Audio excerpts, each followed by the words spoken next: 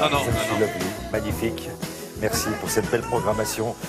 Isabelle, la semaine dernière se déroulaient donc les défilés haute couture. Alors haute couture, automne, hiver prochain. Hiver prochain. Mais c'est vrai qu'il n'y a plus vraiment de saison puisqu'on s'adresse aux femmes du monde entier. Donc vous avez hémisphère nord, hémisphère sud. En tout cas, là, c'est vrai que c'est la haute couture.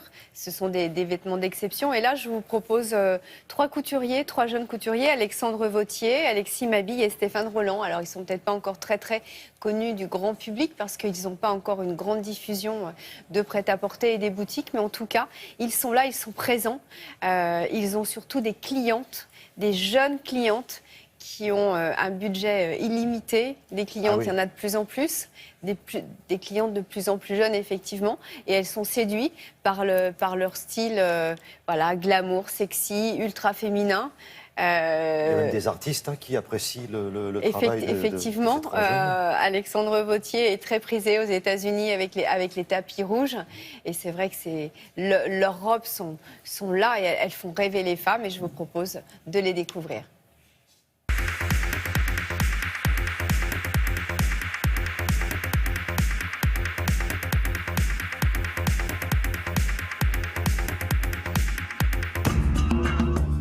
Alexandre Vauthier.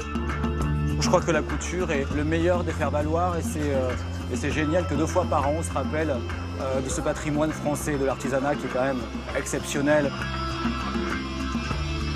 La couture, c'est avant tout le plaisir. On est beaucoup moins limité par les budgets. On n'est pas dans l'obligation de faire des vêtements qui soient compétitifs. Il y a de nouveaux volumes que jamais j'avais présentés sur un runway. Et on a fait de très très belles broderies cette année. On s'est amusé à recréer une peau de python en argent, à souligner les coloris et les formes des camouflages.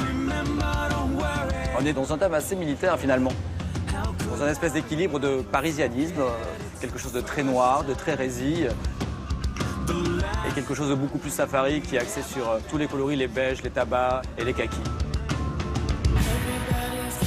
Alexis Mabille.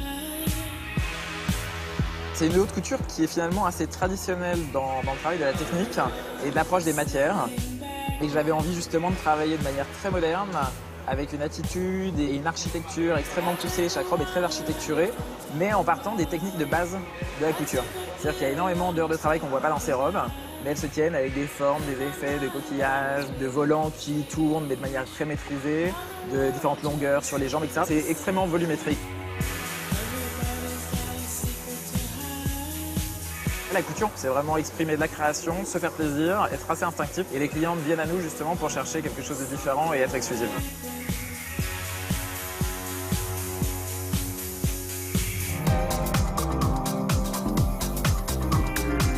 Stéphane Roland.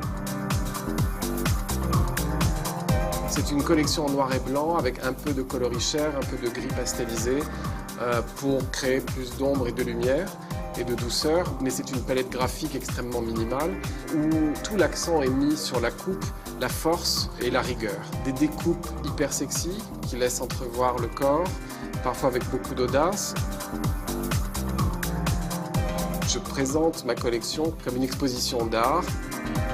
Je ne me trahis pas en le faisant parce que mon expression se rapproche plus de ce mode de présentation. En fait, ce que je voudrais, c'est que chaque robe soit montrée dans une galerie, exposée sur une fille ou sur un mannequin de bois, et que les gens surtout puissent prendre le temps de les regarder, le temps de les toucher, le temps d'analyser le discours.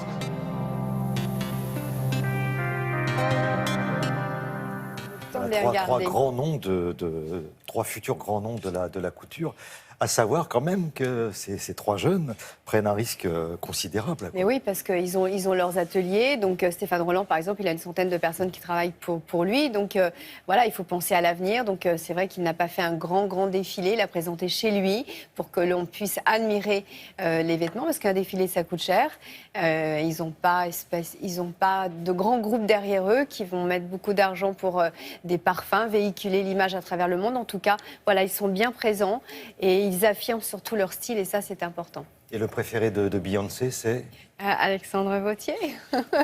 Voilà, Beyoncé, quand même, c'est pas mal. Oui. Rihanna, c'est non, mais c'est vrai que voilà, il a travaillé chez bien. Thierry Mugler et voilà, c'est mon chouchou. Merci beaucoup, merci Isabelle. À plus tard, Laurence Ostola.